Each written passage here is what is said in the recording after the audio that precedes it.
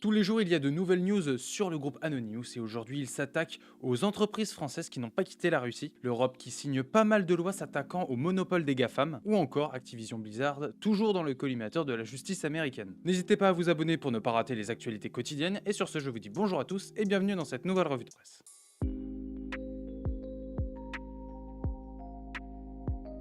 Nous commençons ces actualités avec le collectif Anonymous et après bon nombre d'appels de boycott de la part de l'Ukraine ou encore du reste de l'Europe, les sites de plusieurs chaînes de magasins français restés en Russie se sont retrouvés hors service. On pourrait passer l'après-midi entière à citer des groupes qui ont quitté la Russie en soutien à l'Ukraine, mais ce n'est pas le cas pour toutes les entreprises. En l'occurrence, il s'agit là de groupes français comme Auchan, Decathlon ou encore Leroy Merlin qui sont toujours implantés en Russie. C'est donc hier sur l'un des nombreux comptes Twitter d'Anonymous que le collectif explique que les sites russes des 3 entreprises françaises citées plus haut avaient été mises hors service. Le groupe de hackers ne vise pas forcément que la France, mais plus généralement du coup toutes les entreprises qui continuent leurs activités sur le sol russe. Par ailleurs, toujours selon le collectif, ils auraient réussi à pirater la Banque centrale de Russie et à y collecter 35 000 documents confidentiels dont certains seraient classés secret défense. Par ailleurs, vous avez peut-être dû voir cette vidéo passer sur les réseaux, à savoir que la banque ukrainienne Privatbank a configuré ses distributeurs de sorte que ces derniers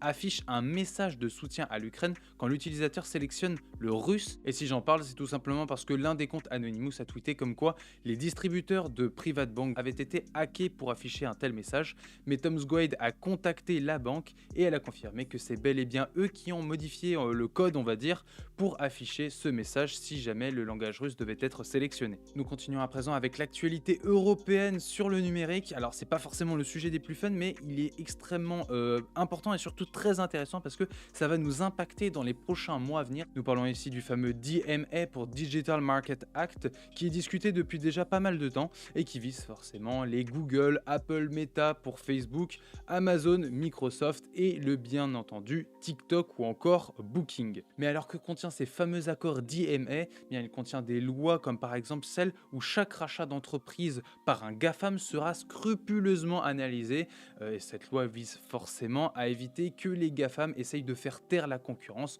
en les rachetant directement. Nous avons aussi une loi qui vise à éviter que les GAFAM ne favorisent leurs propres services sur leurs plateformes comme Google Shopping ou Facebook encore, et nous avons cette fameuse loi qui, à compter de l'année prochaine, obligera Google, Apple ou encore Microsoft à accueillir des boutiques alternatives sur leur système d'exploitation. Mais ce n'est pas terminé, il y a encore des trucs assez ouf. Par exemple, les éditeurs n'auront plus le droit d'imposer des logiciels préinstallés comme on peut le voir sur iOS ou encore Android. Et pour terminer, un truc assez ouf, les applications de messages devront permettre de s'envoyer des messages entre elles. Sous-entendu, on pourra envoyer un message depuis WhatsApp et le recevoir sur Signal, et ça serait vraiment génial. D'autre part, en cas de manquement à ces règles, les GAFAM s'exposeront à une lourde amende s'élevant à 10% de leur chiffre d'affaires mondial.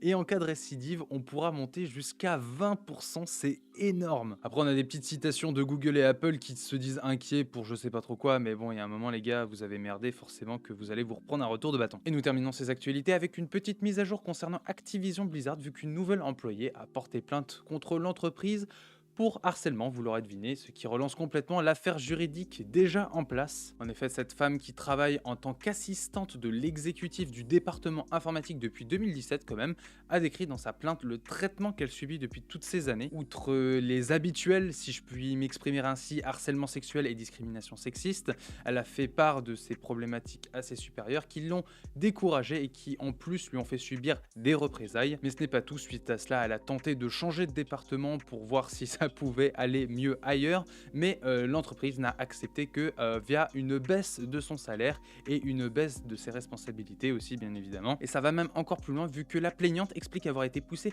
à s'alcooliser à plusieurs reprises ou encore à effectuer des jeux parfois à caractère sexuel. L'article termine en expliquant que Activision Blizzard est littéralement noyé sous les plaintes. Malheureusement, j'ai pas réussi à trouver combien de plaintes sont actuellement déposées contre l'entreprise. Et c'est sur cet article que se termine cette revue de presse. En cette journée mondiale de la procrastination, le site Les Joies du Code vous offre un petit article sur le sujet. L'article est bien évidemment en description comme tous les articles que nous avons vus aujourd'hui.